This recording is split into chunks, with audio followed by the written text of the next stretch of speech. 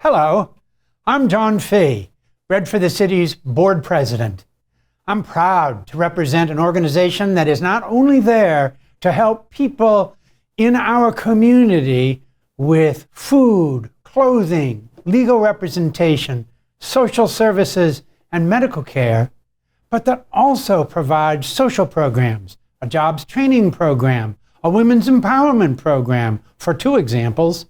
Bread for the City cares about the whole person, their families, and their communities, and we provide all those services with dignity and respect.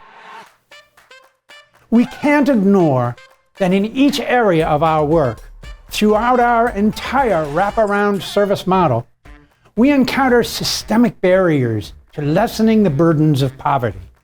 Systemic barriers that our community members face every day. And many of those barriers disproportionately impact Black and brown residents of D.C., just like in many other cities in America. That's why at Bread for this City, we know that working upstream on racial justice issues, working to identify and remove those barriers through coalition building and advocacy, is so tied to the work we do in access to fresh and healthy food, in economic stabilization, in access to justice, in secure, safe, and truly affordable housing, and of course in access to affordable medical care. DC's food insecurity rate rose to 16%, up from 10% during the pandemic.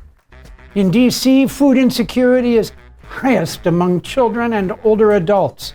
And we have the unfortunate distinction of having the highest rate of senior food insecurity in the whole country. But communities of color are almost 14 times more likely to report food insecurity than white neighborhoods in DC. Like George Jones says, you are what your record shows. And in DC, our record shows that the ability to afford and source food for your family is a racial justice imperative. When we talk about housing, we know that Black majority neighborhoods have higher eviction rates than white majority neighborhoods. In DC, about 80% of all eviction filings happen to Black majority neighborhoods, even though Black residents make up just under half of the city's overall population. In a city like ours, with rich and vibrant Black communities, housing access and justice is cut on racial lines. Just about 98% of tenants who are served an eviction filing in D.C. go to landlord-tenant court without a lawyer. Bread for the City's legal team's work against evictions in D.C. and to keep residents in their homes is a racial justice issue.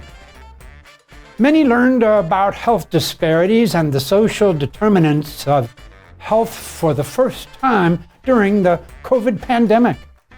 The health outcomes that Bread for the City works to stem every day in our medical clinics were on full display for the last 2 years. But health equity is also racial justice. In a racially just society, your health outcomes would not be predictable based on the color of your skin. But in DC, Black residents face a disproportionate burden of disease, such as diabetes, cancer, and heart disease, which we saw during the pandemic make this community much more vulnerable to infectious viruses like COVID. These health disparities are a result of long-standing injustices and are a choice we can change through our advocacy. At Bread for the City, we are going upstream to stem the causes of poverty. And in doing this, we cannot ignore the racial lines of poverty in the district. We are energized and excited for a future anti-racist DC and the opportunity to work across our areas of expertise that we've built over almost 50 years of directly serving this community to help shape what that looks like. I'ma show you how I do. Just watch me now. Just watch me.